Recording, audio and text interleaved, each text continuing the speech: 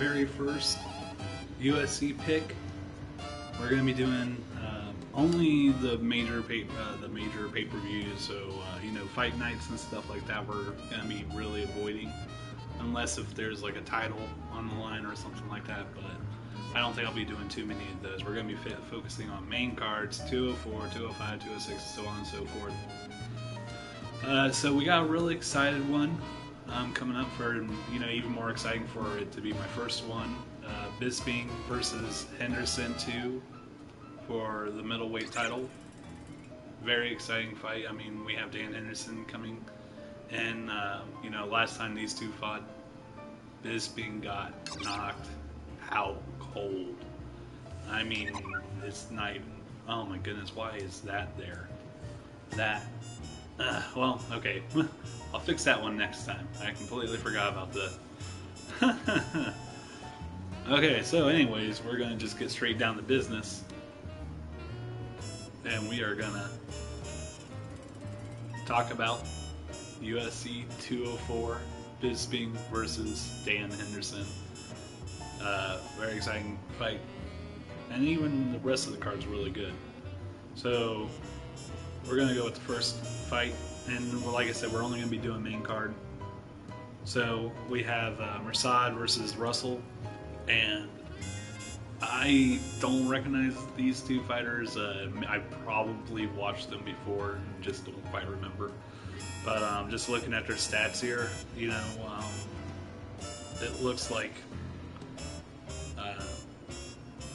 it's going to be decent. It looks like it's going to be a decent fight. Honestly, just looking at the stats here, I'm probably going to go for Mirsad. So yeah, first one right there, Mirsad versus Russell. Gotta pick Mirsad. I'm gonna say decision. Say decision on that one. Next up, we have Stefan versus Daniel, and I'm really excited to see Stefan back.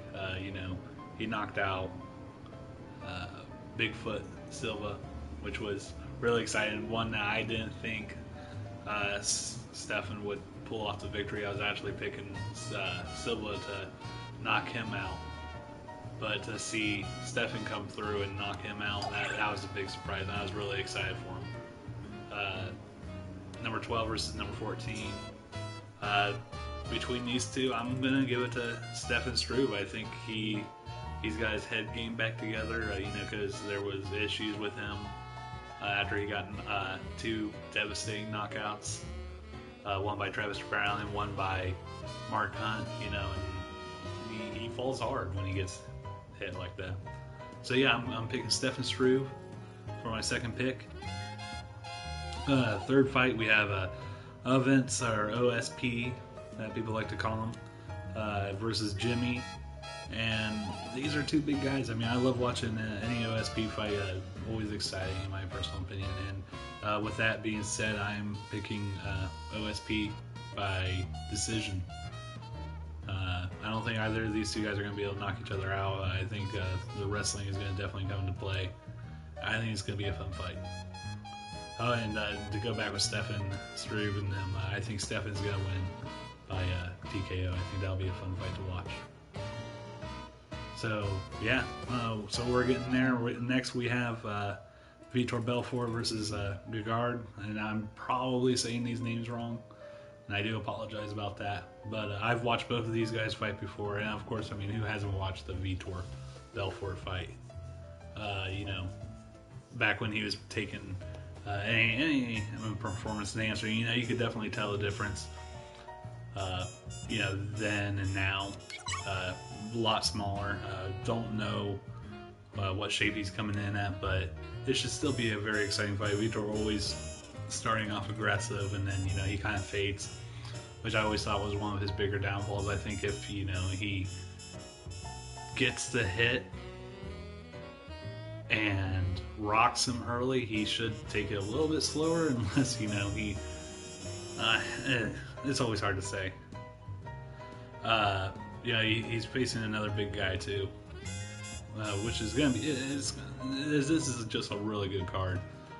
Between the two, So hard to choose.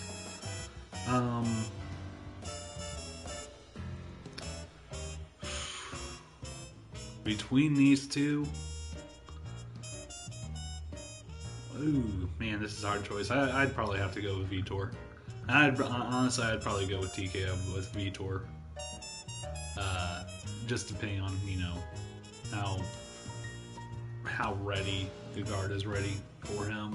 Honestly, he's got to survive the initial onslaught that Vitor always brings. You know, he's just overly aggressive, mostly because, you know, he can end fights early and stuff like that. But it's always exciting to watch him fight, and I'm really excited. Another fight, good fight on the card. Can't wait. Finally, we're getting to the main event, and it's going to be Michael Bisping, the champion, versus Dan Henderson. And boy, talk about how it has come to this.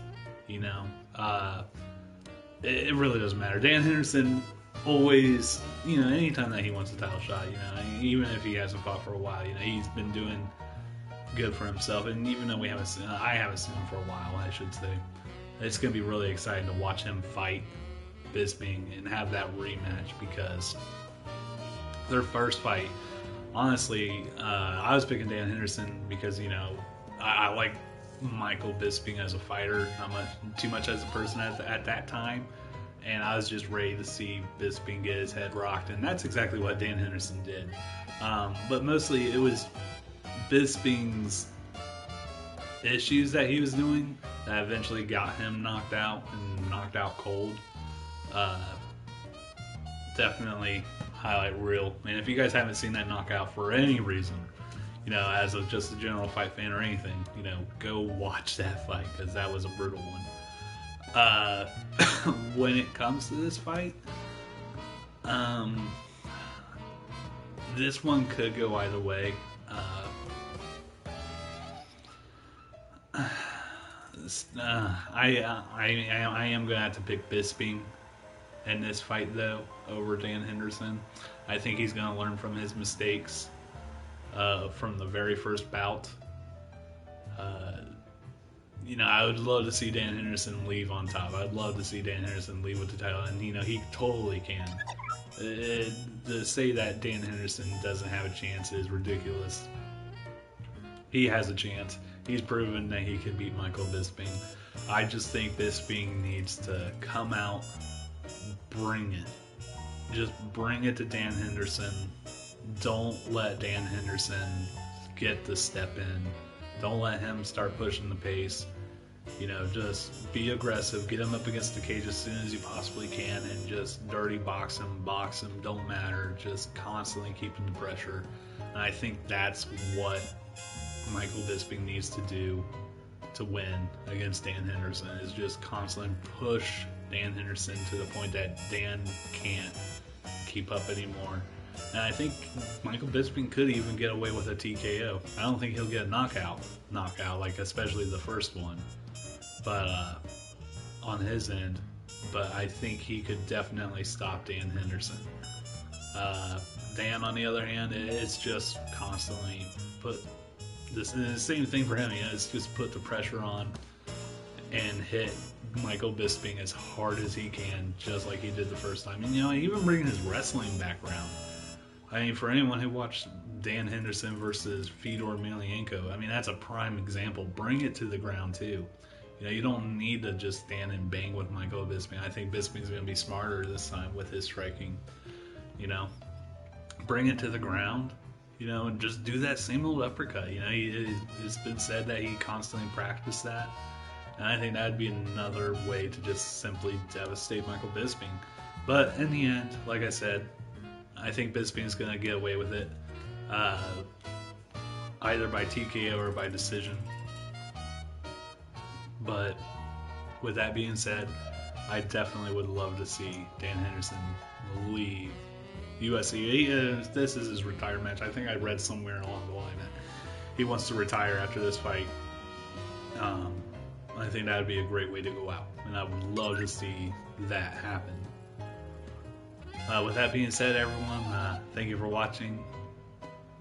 Hope you all have a wonderful night. Again, that was my UFC picks for UFC 204. Really excited to watch this. Have a good night. Don't forget to follow me on Twitch. You can also find me on YouTube and Twitter.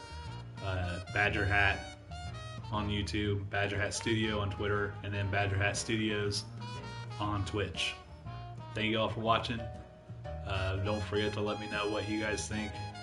Who's going to win between the two. Have a wonderful night, guys.